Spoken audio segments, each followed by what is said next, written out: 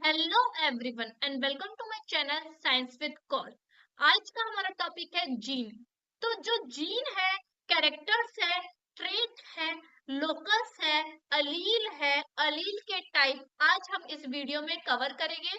और ये सब जो है ना हम जेनेटिक्स में पढ़ते हैं, जिसमें क्या हम पढ़ते हैं कि क्या स्ट्रक्चर होते हैं या फिर क्या फंक्शन होते हैं जीन के, हेरिडिटरी क्या होती है, जेनेटिक वेरिएशन क्या होते हैं, ये सब हम जेनेटिक्स में पढ़ते हैं। और यूजली फादर ऑफ जेनेटिक्स किसको कहा जाता है? मेंडल को कहा जाता है। तो जीन, मेंडल ने क्या बोला था कि जीन क्या होते हैं? फैक्टर होते हैं। मेंडल ने बोला था जीन इज फैक्टर। पहले हमको नहीं पता था कि जीन जैसी कुछ चीजें, उन्होंने बोला था ये कोई फैक्टर्स होते हैं जो रिस्पॉन्सिबल होते हैं किसके लिए। देखो कुछ पॉइंट है, it is responsible for trade. किसके लिए रिस्पॉन्सिबल होते हैं? कैरेक्टर्स के लिए, या फिर हम बोल सकते हैं ट्रेड के लिए क्या होते हैं ये रिस्पॉन्सिबल होते हैं। ये क्या होते हैं? तो यूनिट ऑफ इनहेरिटेंस, या फिर ये क्या होते हैं? हेरिडिटरी यूनिट होती है। ठीक है, यानी कि ये एक जनरेशन से क्या हो सकते हैं? पास हो सकते हैं दूसरे जनरेशन में। इसी की वजह से हम क्या बोल रहे हैं इसको? Unit of hereditary. कैसे पास होते हैं ये? तो ये क्या होते हैं? ट्रांसफर होते हैं जब पेरेंट्स से ऑफस्प्रिंग में। तो इन्हें हम बोल देते हैं कि ये क्या है? न्यूक्लियोटाइड के सीक्वेंस है। यानी कि डीएनए मॉलिक्यूल में कोई एक सेगमेंट होता है जो क्या होता है? रिस्पॉन्सिबल होता है क्या? ट्रांसक्रिप्शन, ट्रांसलेशन करके प्रोटीन बनाने में। और ये प्रोटीन जो होता है वो रिस्पॉन्सिबल होता है क्या? कैरेक्टर देने में। उसको हम क्या बोल देंगे? जीन बोल देंगे। यानी कि पूरा डीएनए का जो सेगमेंट होगा, ये जो डीएनए होगा, उसमें सब जगह क्या होगा? जीन नहीं पाए जाएंगे। सिर्फ ऐसी ही हम सेगमेंट को जीन बोलेंगे जो क्या बना सकता है? प्रोटीन बना सकता है और किसी कैरेक्टर को कोड कर सकता है, उन्हें हम क्या बोलेंगे?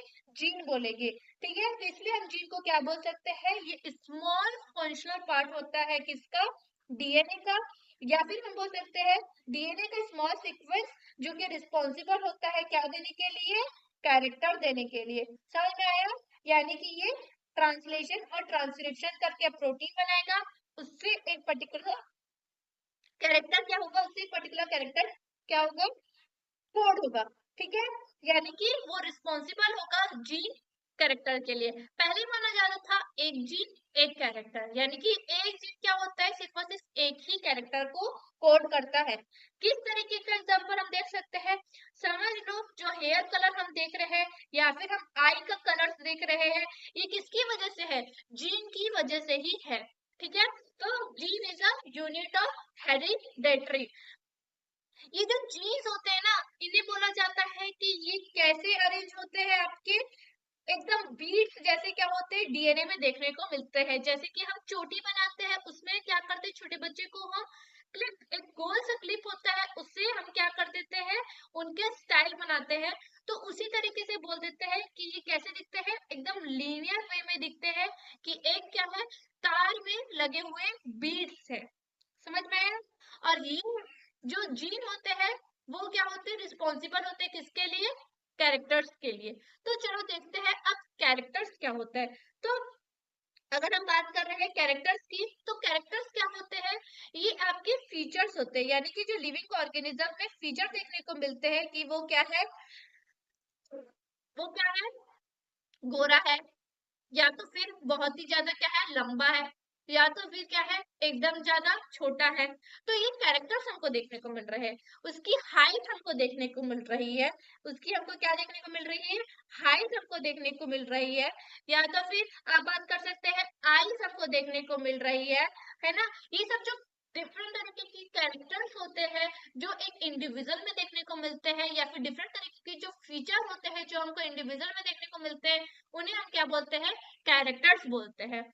अब ये जो कैरेक्टर होते हैं जो मेंडल ने लिया था, वो 7 कैरेक्टर जिन्होंने लिए थे, और ये 7 कैरेक्टर लिखे हुए हैं कि शेप क्या होगी, कलर क्या होगा, या फिर आपका पोड का शेप क्या हो जाएगा, पोड का कलर, फ्लावर का कलर क्या होगा, प्लांट का साइज क्या होगा, या फिर फ्लावर की लोकेशन क्या होगी। ये 7 कैरेक्टर मेंडल ने लिए थे, और ये 7 कैरेक्टर जो होते हैं वो मेंडलिन कैरेक्टर्स कहलाते हैं।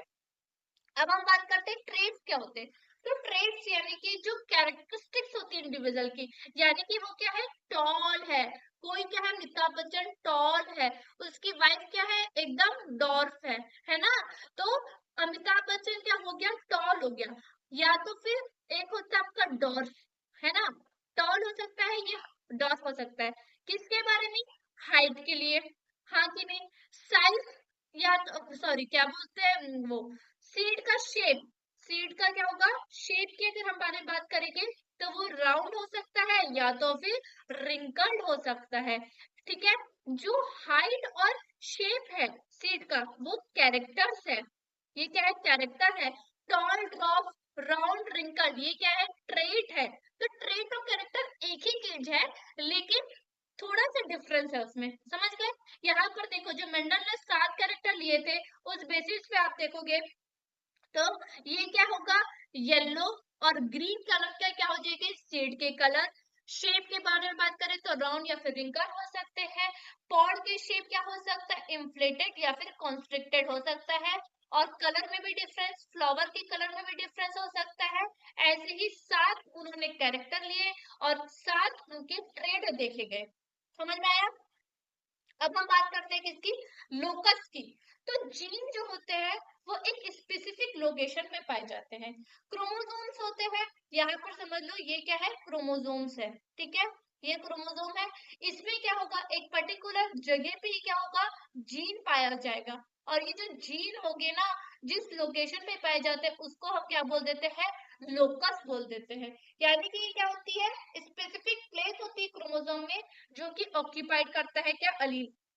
चलो लिख लेते हैं इसको, और बहुत इंपॉर्टेंट है भाई, इसको तो नोट करना भी पड़ेगा। Specific location on a chromosome, क्या होगा ये, स्पेसिफिक लोकेशन ऑन क्रोमोसोम्स, समझ में आया। तो लोकस का मतलब यही होता है। और जीन देखो, अब हम जीन के बारे में आगे बात करेंगे ना, तो बात आ जाएगी किसकी, अलील की। अलील क्या होता है भाई, तो अभी हमने देखा एक स्पेसिफिक पोजीशन पे ही जीन पाए जाते हैं।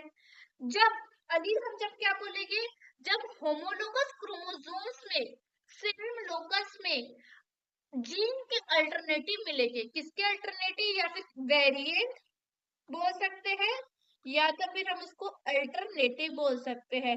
जब जीन के अल्टरनेटिव या फिर वेरिएंट मिलेंगे तब हम उसको क्या बोलेंगे, अलील बोलेंगे। ठीक है, यहाँ पर देखो वो भी कौन सी, किस पोजीशन पे, सेम लोकस पे, वो भी किस पे, सेम लोकस पे क्या होगी, जीन के वेरिएंट देखने को मिलते हैं, तब हम उसको क्या बोलते हैं, अलील बोलते हैं। जैसे कि यहाँ पर आप देख सकते हैं, सेम लोकस पे मिल रहे हैं, हाँ कि नहीं। और क्या होगा, अलील डिफरेंट है, या तो फिर देखो, समझ लो एक एग्जांपल से देखते हैं हम।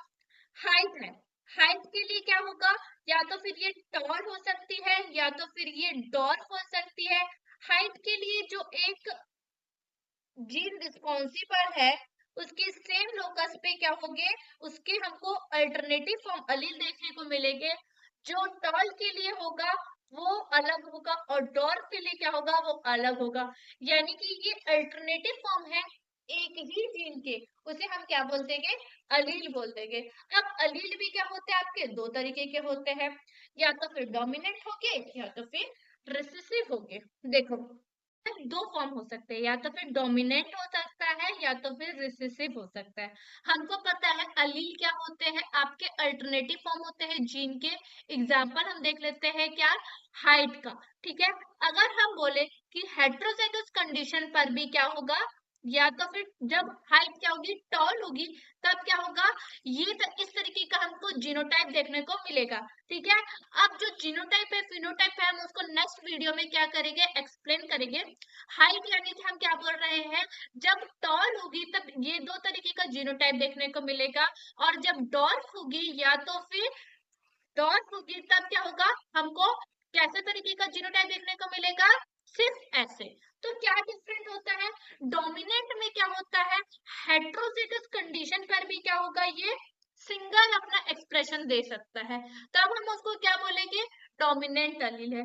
रिसेसिव अलील हम कब क्या बोलेंगे, जब वो हेट्रोजिगस कंडीशन पर तो अपना एक्सप्रेशन दे ही नहीं पाए और होमोजेगस कंडीशन पर ही क्या होगा, अपनी सिंगल कॉपीज में प्रेजेंट होगा, यानी कि अपनी ही कॉपी में प्रेजेंट होगा और फिर एक्सप्रेशन या फिर फिनोटाइप दे पाए, तब हम उसको क्या बोलेंगे, रिसेसिव अलील बोलेंगे।